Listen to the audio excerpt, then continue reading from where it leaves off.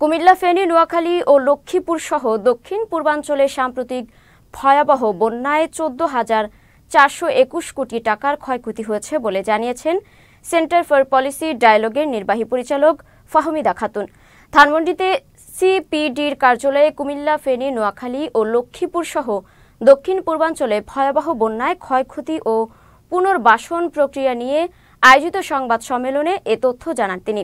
ফাহমিদা খাতুন বলেন, দক্ষিণ পূর্বাঞ্চলে সাম্প্রতিক ভয়াবহ বন্যায় 14,421 কোটি টাকার ক্ষয়ক্ষতি হয়েছে, যা জিডিপির 0.26%।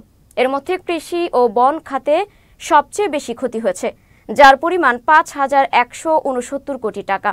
অবকাঠামো খাতে 4,653 কোটি টাকার ক্ষতি হয়েছে জানিয়ে তিনি বলেন, ঘরবাড়িতে ক্ষয়ক্ষতি হয়েছে 2,407 কোটি টাকা। এছাড়াও ত্রাণ বিতরণে সমন্বয়হীনতা খুঁজে পেয়েছে সিপিডি।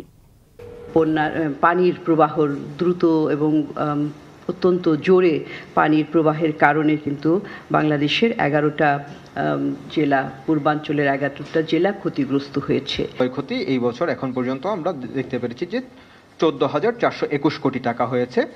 যদি মার্কিন ডলারে দেখা হয় তাহলে এটা 1.2 বিলিয়ন ডলারের মতন। কৃষি এবং বনায়ন যে খাত, তার ভেতরেই ক্ষতিটা সবচেয়ে বেশি হয়েছে, 5,169 কোটি টাকার মতন, যেটা সর্বমোট যেই ক্ষয়ক্ষতি হয়েছে তার মোটামুটি 35%-এর বেশি, প্রায় 36%।